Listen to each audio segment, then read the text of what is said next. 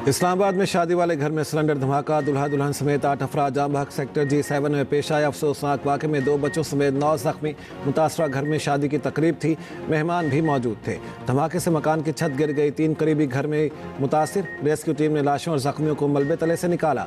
वज़ीर आज़म शहबाज शरीफ और वफाकी वज़ीर दाखिला मोहसिन नकवी का जानों के ज़िया पर इजहार अफसोस। पीएम्स इंतजामिया को अलर्ट रहने और जख्मियों को हर मुमकिन तिबी इमदाद फराहम करने की हिदायत।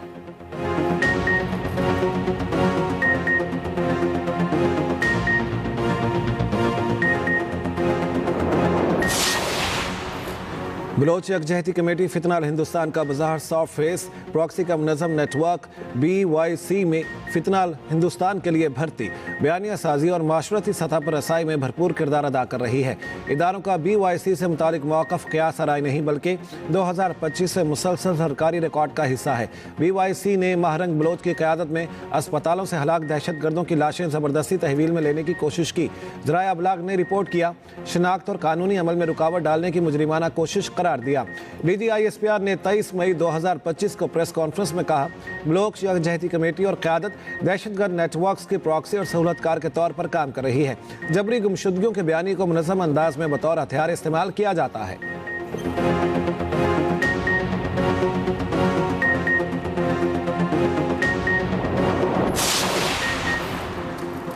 T20 वर्ल्ड कप में बांग्लादेश के मैचेस की मेज़बानी के लिए पाकिस्तान मैदान में आ गया। बांग्लादेश के भारत में ना खेलने के फैसले पर पाकिस्तानी मेज़बानी के लिए तैयार। ज़राए के मुताबिक श्रीलंका में ग्राउंड्स की कमी पर पाकिस्तान के तमाम मैदान दस्तयाब हैं। ज़राए बांग्लादेश क्रिकेट बोर्ड का कहना है, ICC की जानिब से वेन्यू तब्दील ना करने का फैसला तस्लीम नहीं करेंगे।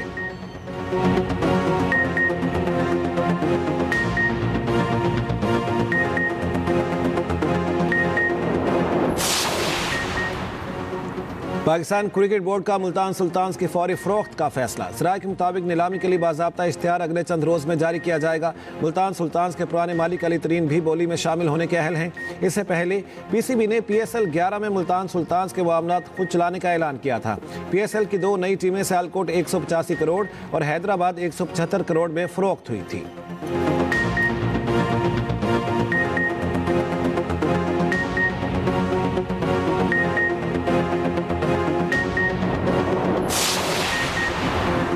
सोमालीलैंड सोमालिया का गैर मुतनाज़ और अटूट अंग है। कोई रियासत इस हकीकत को बदलने का कानूनी या अखलाकी हक नहीं रखती। नायब वज़ीर आज़म इसहाक़ डार का OIC वज़राए ख़ारिजा कौंसिल इजलास से खिताब, कहा, इसराइली इक़दाम सोमालिया की आलमी तौर पर तस्लीम शुदा सरहदों पर बराह रास्त हमला है। इसराइली इक़दामात बैनुल-अक़वामी कानून की खिलाफ वर्जी हैं। दूसरी जानिब नायब वज़ीर आज़म इसहाक़ डार की जद्दा में OIC secretary general Hussain Ibrahim से मुलाकात। इसहाक़ डार ने इसराइल की तरफ से सोमालीलैंड को तस्लीम करने की मज़म्मत की।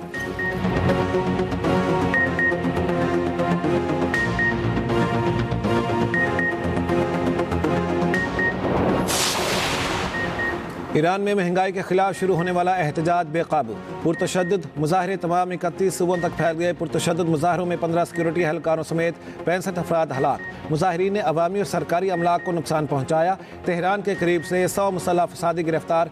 मुल्क भर से 2500 से ज़ायद अफराद ज़ेर हिरासत। इंटरनेट सर्विस मुसलसल तीसरे रोज़ भी मुअत्तल। ईरानी स्पीकर मोहम्मद बाकिर का कहना है, अमरीका ने ईरान पर हमला किया तो उसका जवाब ज़रूर देंगे। ईरान में हालिया फसादात के पीछे अमरीका और इसराइल का हाथ है।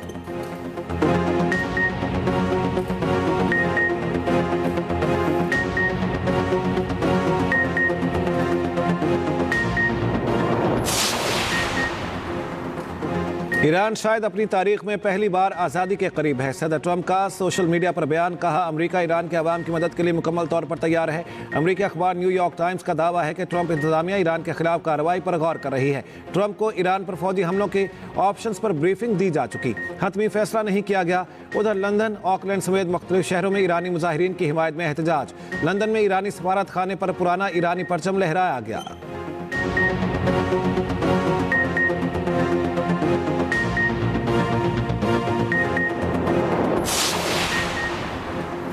पीटीआई का कराची में मज़ार-ए-कायद के सामने जलसा आज होगा। बाग जिनाह और मज़ार-ए-कायद के अतराफ पुलिस की नफरी तैनात। ट्रैफिक पुलिस के मुताबिक अहमद जिनाह रोड के गुरु मंदिर से नुमाइश जाने वाली दोनों ट्रैक्स बंद।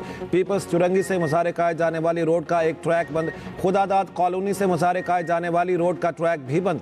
मुखालिफ ट्रैक्स पर दो रोया ट्रैफिक को चलाया जा रहा है। पीटीआई रहनुमा हलीम आदिल शेख ने कहा, वज़ीर आला KP सोहेल आफरीदी और वज़ीर आला सिंध में पीर को मुलाकात तय है। हलीम आदिल शेख के बयान पर रद्द-ए-अमल देते हुए सूबाई वज़ीर नासिर हुसैन शाह ने कहा, हफ्ते को दोनों वज़राए आला की मुलाकात तय नहीं थी, अब पीर को बैठक लगेगी।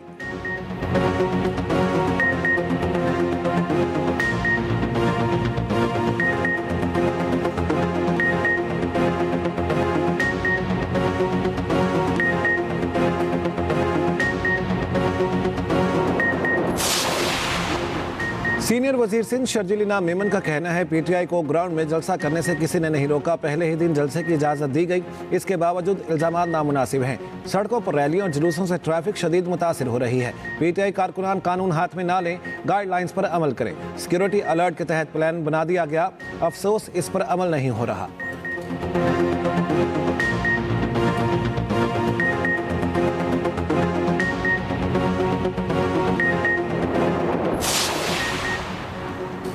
हैदराबाद से कराची वापसी पर जगह जगह रुकावटें डाली गई। वज़ीर आला KP सोहेल आफरीदी का इल्ज़ाम, उन्हें सुनसान रास्ते अख्तियार करने पर मजबूर किया गया। हैदराबाद से कराची पहुंचने में 7.5 घंटे लगे। आज हर सूरत कराची में जलसा करेंगे।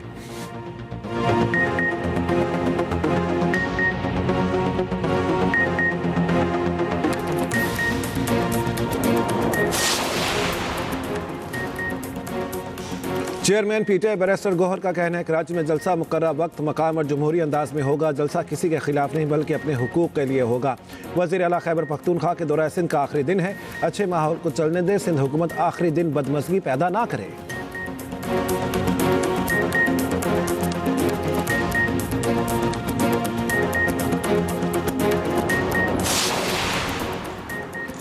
सोहेल आफरीदी सियासत करने कराची आए हैं तो हम हाजिर हैं, अगर प्रोपेगेंडा करने आए हैं तो ये गलत है। मेयर कराची मुर्तज़ा वहाब का कहना है, सोहेल आफरीदी बाहर निकले, 250-300 लोग देखकर पीपल्स पार्टी पर तनकीद शुरू कर दी। अब कहते हैं सड़क पर जलसा करेंगे।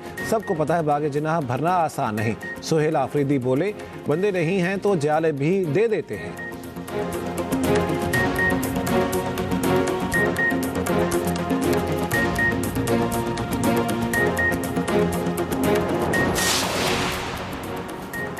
और पाक श्रीलंका तीसरा और आखिरी T20 आज खेला जाएगा। शाहीनों को 3 मैचों की सीरीज में 1-0 की बढ़तरी हासिल। दूसरा मैच बारिश के बायस मनसूख हुआ, टॉस भी ना हो सका। पाकिस्तान ने पहले मैच में श्रीलंका को 6 विकेटों से शिकस्त दी थी।